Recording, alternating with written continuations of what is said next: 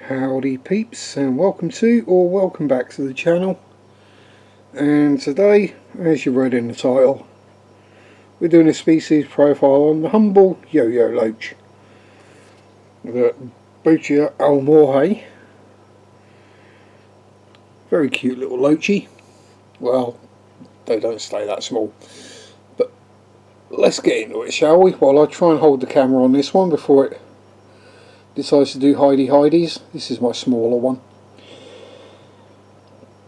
I also call them the clicky boys, and we'll talk more about that later. Should be a more widely used common name. And as they both decided to hide up, we'll just look at Doug for a bit. So they're from the slow running and still waters of the Ganges basin in India, usually found in northern India and Nepal, also called the Pakistani loach, but the Pakistani species is Botia birdi.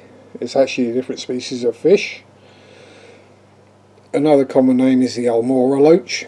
Oh, we're back. Named after Almorhae, where they're found in the Indian region of Uttarakhand. Oh dear. Yeah, I apologise for my Indian pronunciations. My English is bad enough. Now, maximum size they'll get is usually between 14 to 16 centimetres, or 5.5 to 6.5 inches in freedom units. Temperatures they like 22 to 28, so your general aquarium temperatures, whatever again that works out into in American units. They do prefer a water that is soft and slightly acidic for the long term. And you're going, yeah, Sharp, your water's really hard and alkaline. Yes, I know. They seem to do okay in relatively hard and alkaline waters. They prefer the pH around 6.5 to 7.5, which this tank is just around 7.5. The females, for the dimorphism, the females do appear slightly larger and fuller bodied, as it were. So they look a bit more girthy than the males. Although, don't worry about it, because they've not been recorded as ever having bred in a fish tank. Much like their bigger cousin, the Yo-Yo loach, the clown loach, sorry. Well, clicky boy run, so we're back on to Doug again. There is a much bigger one in here which has decided to do some derpy hidey thing right now. Never mind. They are a shoaling species that do show relatively complex social behaviour, and again I'm breaking the generalised rules. 5 or more is a good number. The more you have, the more they behave naturally. Oh, we're back again.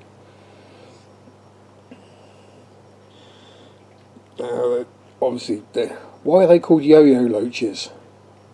Well, on certain individuals, because they all have different patterns, you can just about see it on this one when it turns sideways on, if it does. Come on, you know you want to. There you go. Looks like someone's written yo-yo on the side of them. That's why. As they get older, they don't lose the markings, but the markings change, so they're more stripy than written. They will eat pretty much anything you'll put in the tank that you normally feed your fish. Pellet, flake, frozen foods, bloodworms, Daphnia. But the main reason people get these clicky boys, and the reason I got them, is the reason I say to everyone, don't do this. Never get a fish to fix a problem. Yeah, I got them for a snail issue in some of my tanks. So they're slowly moving around, clearing out the visible snailage. And they'll be having to move back because all the trumpet snails that decide to go hibernate in the substrate start coming back again.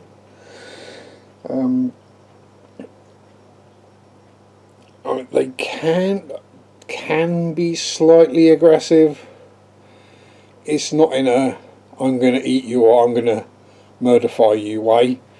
It's just being loachy, really. It's not anything to worry about. So if you got them with sort of more robust or boisterous or zoomy tank mates, then they're absolutely fine.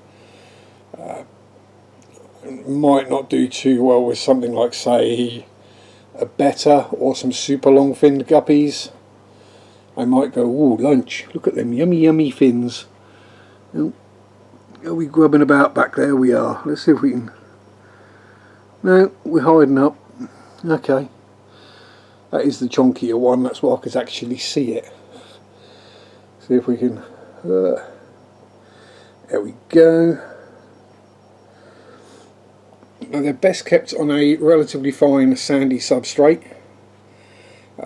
just to protect their barbules a bit, really, because they do like to dig their head in the sand in search of morsels of food, worms, snails, whatever they might come across that they decide is edible.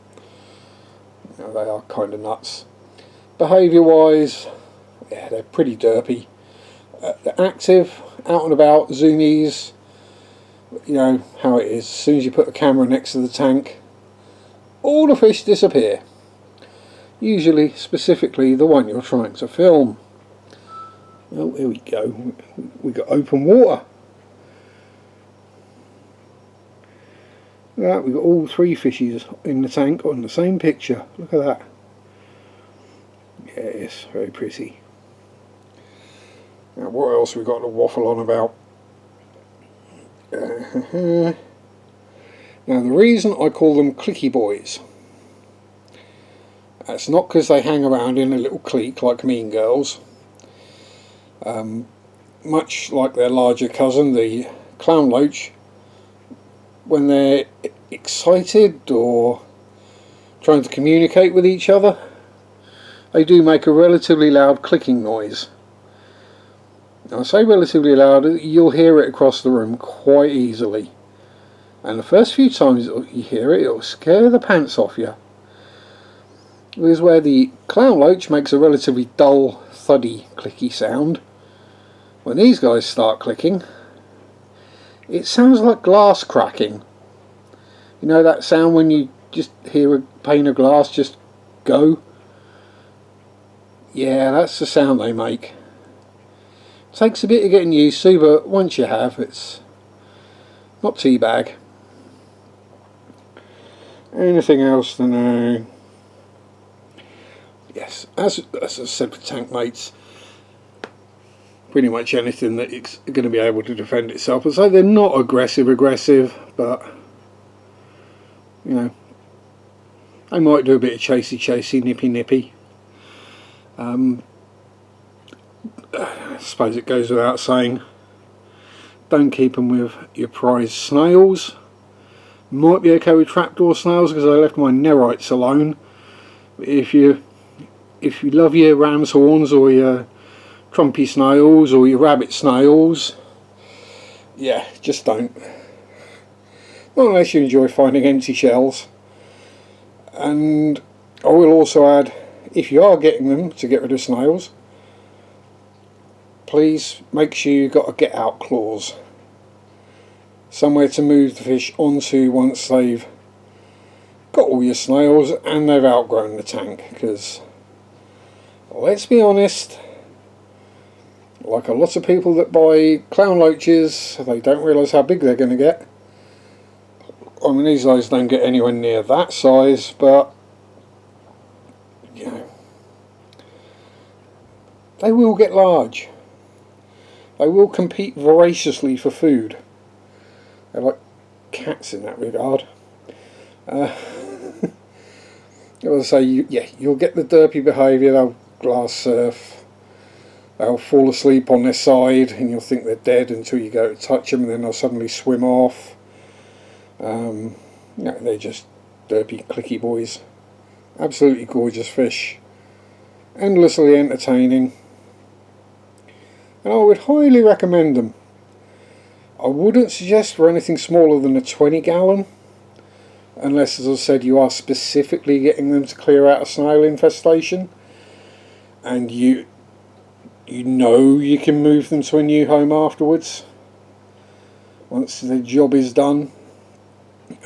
But yeah, always try other methods first, manual removal, that kind of thing. Now, I'm in a position where I have a bigger tank I can put them in if I need to, and you know, I supply a fish shop, so I've got an easy out when it comes to moving these fellas on. It's would I get my money back? Probably not, but is that worth it in the value of the entertainment and the fact that I haven't had to manually catch thousands and thousands of snails? Yeah, more than. Anyway, I think we've pretty much covered everything. Standard fishing conditions, eat pretty much anything, basically community friendly, happily munch snails. Oh yeah, if you're a bit squeamish, you might want to find another way to get rid of snails, because it's not a subtle, delicate process. They do basically brutally butcher them and tear them apart, especially as ram swans have blood. It's particularly grim, but there we go. I think that pretty much covers it, so thank you for watching. Don't forget, like, comment, subscribe, share would be amazing if you've got people you think might be interested in keeping yo-yo loaches, or somebody who knows got a snail infestation. But there we go. Thanks from me for watching. Thanks from the clicky boys. I was hoping we'd get a click, but we're not going to, obviously. Have a good one. Stay safe. Peace out. Rock on. Bye bye. Clicky boy, what are they feeding you? All the snails.